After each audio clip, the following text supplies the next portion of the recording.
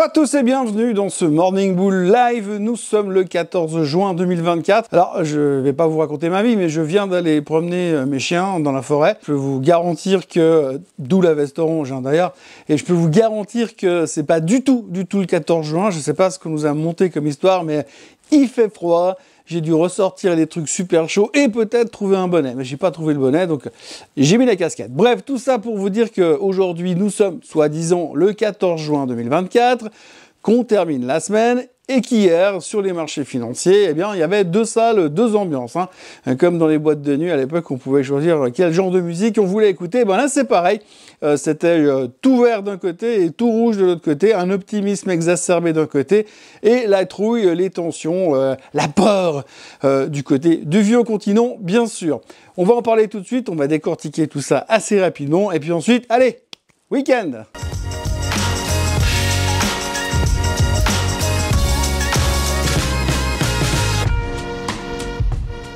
On va commencer par parler un petit peu de ce qui se passe chez nous, en Europe, grosso modo. Donc, on a eu une sale journée encore. Alors, grosso modo, il y a deux axes principaux qui ont pesé sur cette journée européenne. La première, bien sûr, encore et toujours, la série Netflix qui est en train de se dérouler du côté français.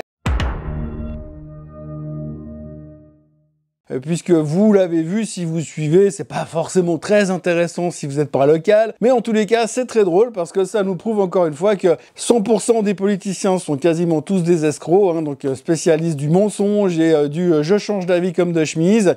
Ils sont tous en campagne et c'est encore pire qu'avant. Mais en attendant, cette crainte de voir ces fameux 3 blocs, parce que c'est le nouveau truc, l'adolescent prépubère qui est Premier ministre en France, il a sorti le mot les 3 blocs.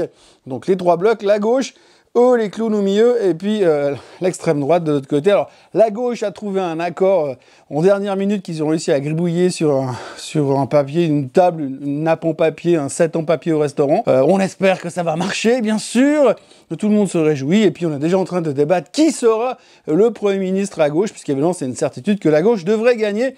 Au milieu, ils sont toujours croyants, ils pensent toujours que tout le monde pense que c'est les meilleurs. Et puis, du côté de l'extrême droite, pour l'instant, on ne les entend pas beaucoup. Enfin bref, pour l'instant, ces tensions, surtout revenons au marché financier, parce que la politique, on s'en fout. Regardons les tensions qu'il y a sur les marchés financiers. Les investisseurs ont la trouille. Ils ont la trouille que les plans économiques qui pourraient être mis en place par le RN, qui sont absolument, semble-t-il, inexistants, vont être compliqués pour l'économie, compliqués pour la France. Ça pourrait créer un ralentissement. Ça pourrait poser des problèmes aux banques. Les banques qui se font littéralement démonter depuis quelques jours. En tous les cas, Monsieur Macron, qui vient du secteur bancaire, il a dû perdre quelques amis sur Facebook depuis quelques temps. Donc, vous avez hier la plupart des indices européens qui ont perdu 2%, que ce soit la France, l'Allemagne ou l'Italie. Et puis, alors, quand vous regardez un peu en détail, vous dites, OK, mais d'accord, mais le problème que la France est en train de vivre, c'est quand même local. C'est pas uniquement en toute l'Europe. Mais il y a un autre problème, c'est que vous l'avez vu en début de semaine, l'Europe a sorti une idée de génie. Ils ont dit, puisque c'est comme ça, on va mettre 38% de tarifs douaniers sur les voitures électriques chinoises, ce qui paraît a priori une très bonne idée, parce qu'on se dit, au moins on protège nos industries en Europe, et puis si les Chinois arrivent, au pire, on fera un max de pognon avec leurs voitures, avec des grosses commissions douanières, parce qu'en même temps, leurs voitures sont pas chères, donc ils vont quand même réussir à en vendre a priori. Donc 38%, ils étaient tout contents. Et puis l'Allemagne n'était pas super d'accord, parce que l'Allemagne n'est pas à l'aise par rapport à bloquer les industries automobiles, parce qu'ils n'ont pas envie de se bloquer sur leur industrie automobile, bien sûr. Mais bon, voilà, l'Europe a décidé, parce que l'Europe a décidé, et l'Europe, c'est bien. Donc ces tarifs douaniers ont été mis en place, mais visiblement, on est en train de se rendre compte que potentiellement, en réfléchissant juste un tout petit peu, 24 heures plus tard, on se dit, ah ouais, mais peut-être que la Chine, ils vont pas super apprécier l'histoire des tarifs. Donc peut-être que la Chine, ils vont faire la même chose en représailles. Et si on fait la même chose en représailles, eh bien il y a quand même pas mal de petites voitures allemandes qui partent régulièrement en Chine quand même, parce qu'on aime bien certaines de ces voitures allemandes. Et résultat, bam, l'industrie automobile en a pris plein la figure, y compris en France d'ailleurs. Donc en France, vous avez le double effet qui se coule. Vous avez l'effet dissolution de l'Assemblée nationale, plus en même temps, et les voitures qui s'effondrent. Donc voilà, ça c'est l'histoire du marché européen hier.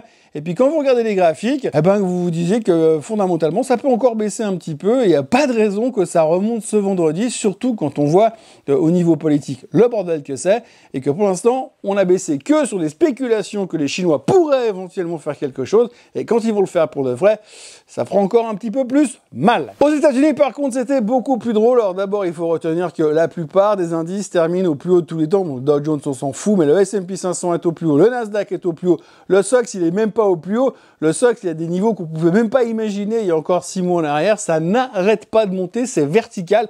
Si vous regardez le graphique de Nvidia et que vous regardez le graphique du SOX juste après, vous vous dites, bah c'est marrant parce que le SOX, il est au début de la vague de hausse de Nvidia. Donc si on compare, ça va encore aller beaucoup plus haut, ce qui voudrait dire que tout le reste du secteur de semi-conducteurs va encore exploser. Et d'ailleurs, c'est ce qui s'est passé, puisque la raison de la hausse technologique d'hier a été boostée par les résultats de Broadcom. On en parlait hier matin, Broadcom qui a fait nettement mieux que les attentes, qui a annoncé un split, et tout le monde est en train de dire, bah, Broadcom, c'est le prochain Magnificent 7.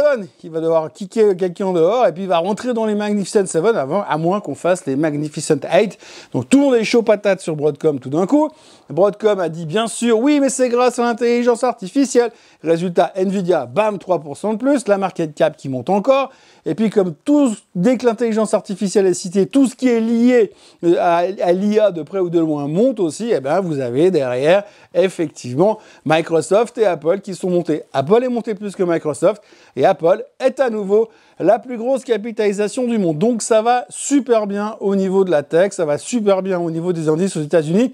Du coup, on a presque oublié de parler des chiffres économiques. Et les chiffres économiques, eh bien, hier c'était PPI, vous vous souvenez, et puis Jobless Claims. Je crois que hier matin, j'ai dit qu'avec un peu de bol, on aurait la journée parfaite avec un PPI plus faible et puis des Jobless Claims plus forts. Donc l'idée, c'est que les Jobless Claims soient plus forts que les attentes, signifiant un ralentissement du marché de l'emploi, et que le PPI soit plus faible, signifiant un ralentissement du CPI le mois prochain. Eh bien, c'est exactement ce qui s'est passé. Jobless Claims plus forte et PPI a, aux surprises, carrément en baisse. Donc, du coup, alors là, c'est parfait. Le scénario de baisse des taux obligatoires est en train de se réaliser. Tout le monde est super content. Alors, pour l'instant, évidemment, la Fed n'a pas changé son discours de mercredi soir qui disait qu'il baisserait les taux qu'une seule fois en 2024. Mais autant vous dire que les gars qui font des rapports toutes les semaines sur les taux et puis le nombre de fois qu'on les baissera et quand on va commencer à les baisser, eh bien, ils sont en train de repréparer des nouveaux calculs. Eh bien, ils sont en train de repréparer de nouveaux calculs pour nous expliquer dès lundi matin que probablement ce sera pas une ni deux, mais 3 baisses de taux d'ici la fin de l'année. Et puis, qui sait, peut-être que ça va commencer déjà en juillet. Non, sérieusement, je pense pas que ça va commencer en juillet, mais en tout cas, on peut avoir un septembre, un novembre et un décembre, et ce sera une fin d'année en fanfare, puisqu'évidemment, tout va pour le mieux dans le meilleur des mondes. Ce qui est assez rigolo quand même, c'est que vous remarquerez quand même que la BCE a baissé les taux il y a 10 jours, et que depuis qu'ils ont baissé les taux, bah les marchés font que de baisser. Mais bien sûr, ça n'a rien à voir avec ça. Aux États-Unis, il faut qu'on aborde aussi un sujet, parce qu'on en a parlé hier, c'est Tesla, bien sûr. Et oui, on revient dans cette phase où on ne parle que de Tesla, et une journée sans Tesla n'est pas une vraie journée financière, une vraie journée de bourse. Eh bien, hier, Tesla avait donc son assemblée générale, et durant l'assemblée générale, il devait voter pour savoir si le package de 56 milliards de dollars serait attribué à Monsieur Musk.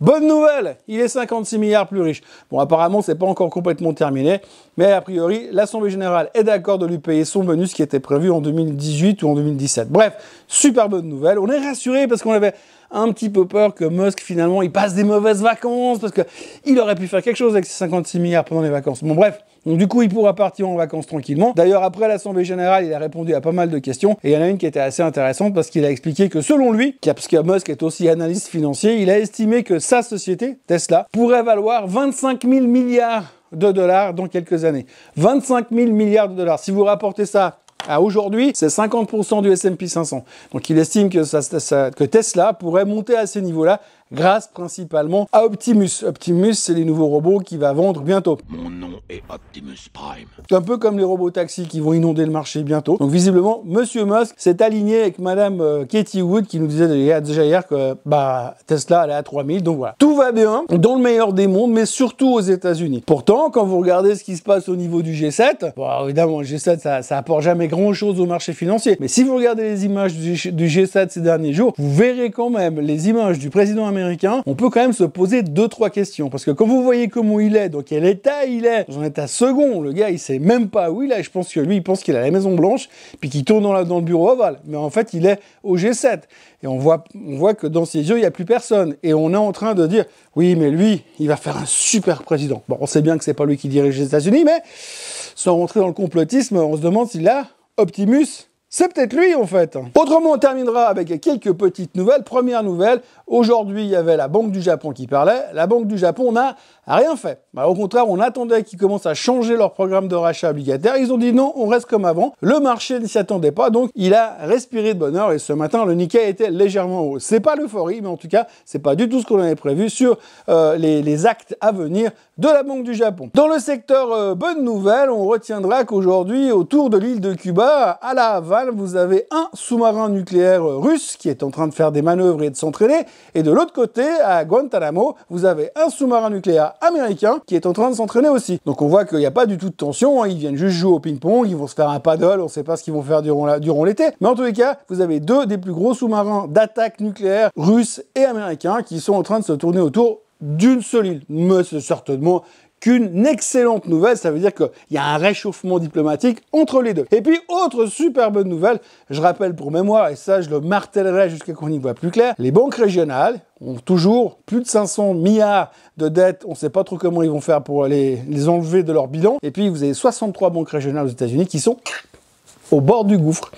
Je dis ça, je dis rien. Salutations amicales au crédit. Voilà, aujourd'hui, on aura le CPI en France avec Monsieur Bruno Le Maire qui pourra se faire reluire encore une fois pour dire qu'il est le meilleur, qu'il a sauvé l'économie française, que c'est lui qui a découvert le vaccin contre le Covid et que c'est probablement lui qui sera le premier à marcher sur Mars. Et puis, on aura également les chiffres de l'Université du Michigan qui vont nous annoncer la confiance du consommateur au Michigan que plus personne ne regarde depuis à peu près 14 ans. Voilà, moi en ce qui me concerne, je m'arrête là. Je vais aller me remettre sous les couvertures, vu le temps de pip qui est en train de nous tomber dessus aujourd'hui.